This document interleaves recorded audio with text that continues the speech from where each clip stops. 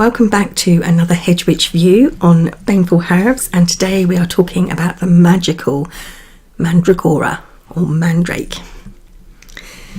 It is possible that more has been written and talked about of Mandrake than any other baneful herb in history.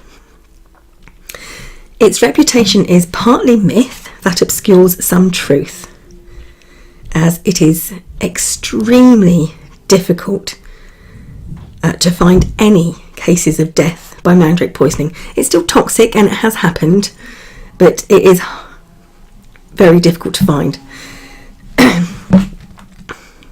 It's also very difficult, and there is such a lot of information about the mandrake because of the amount of information regarding what might be thought of as imposters.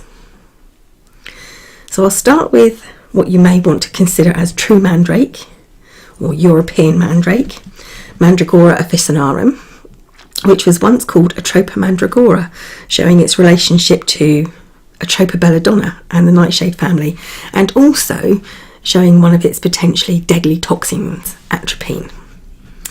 It is naturally found in warmer climates, so southern Europe, which is why it's the European mandrake. Most modern day reported poisonings from this plant occur in southern Italy, and usually because it's mistaken for the borage, though it must be said that fatal plant poisonings are exceptionally rare, but once again, it's still toxic. The leaves can grow up to a foot long each, and the flowers, which range in colour hues from white to purple with mixtures of these two colours, so they can be sort of like have a purple centre or purple edges or be white fluted edges. You know, they have a mixture of these two colours, and the fruits are greeny yellow, ripening to a deeper yellow colour.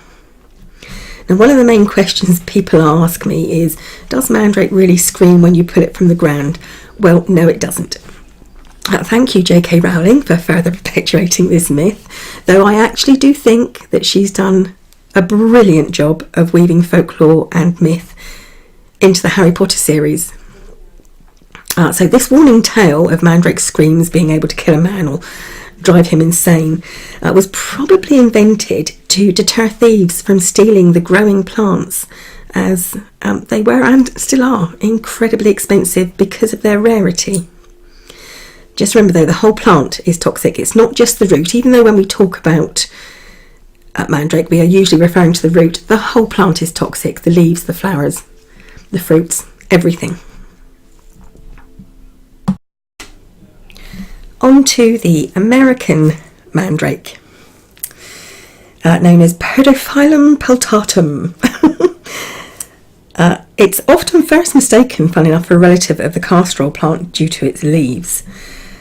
Its fruits give it its folk name of May apple, although it doesn't actually produce fruits until the summer, and it has these pretty, almost poppy-like white flowers with yellow stamen centres, although it can also have red or yellow flowers. The plant grows in colonies, so it's spread by one rhizome root, and each rhizome root will then produce stems, and each stem will look like one singular plant, and it may or may not have flowers and then fruits on it, and the fruits can be green, yellow or red. Now, although used medically for emetic and cathartic uses and to cure warts, all parts are toxic save for the ripened flesh of the fruit, which may be ingested without the seeds. It's believed that, however, even ripened fruit flesh in large amounts is toxic. Now, as I said, it's a different genus and family to the European mandrake, but magically it's used for the same purposes. And when you're buying mandrake now, the chances are that you are purchasing the American variety. You just have to remember that it is just as toxic as European mandrake. So on to English mandrake, another genus of the plant. So although true mandrake, European mandrake, has been found in Britain since the 11th century, it's not a native. White bryony is English mandrake. It's a member of the cucumber family. It's in fact the only member of the cucumber family native to England and Wales. It has a large tuberous root that sprouts climbing stems and then pretty greenish white flowers similar to those of the American mandrake.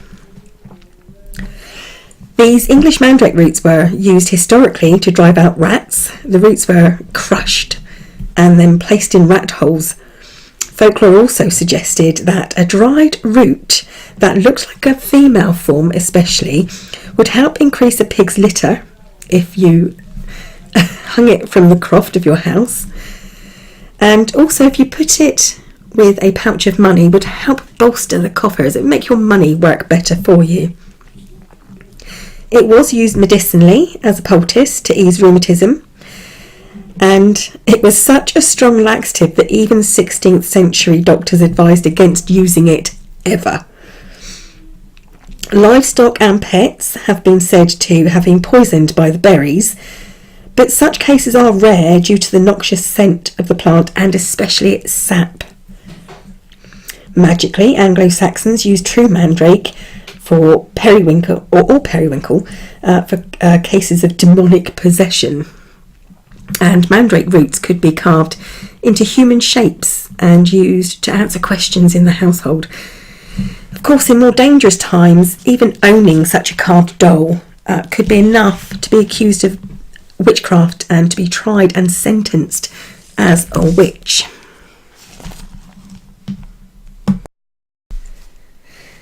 Now, although all differences of mandrake, whether it's European mandrake, English or American, all magical uses are the same. So it's masculine, ruled by Mercury. Planetary correspondence is Saturn or Earth, and it's associated with Circe, Hecate and Diana, among others. It's used in charms and talismans for protection, love and fertility, dark moon magic, increasing magical power and increasing the power and potency of a spell. Now, European mandrake was used, how can I put this, to enhance a man's virility. You could call it old-fashioned Viagra, if you like. And as long as you didn't get that mixed up with any other kind of mandrake, which tended to give you the runs, you'd probably be okay. But once again, don't ingest it. If you can find it anyway. True mandrake is incredibly difficult to find. And be very, very careful how you use it. I mean, it's like, as with even most baneful herbs, even this scent of burning can cause problems. And like I said, although death is incredibly rare from poisonous plants, it does happen. So don't take any chances.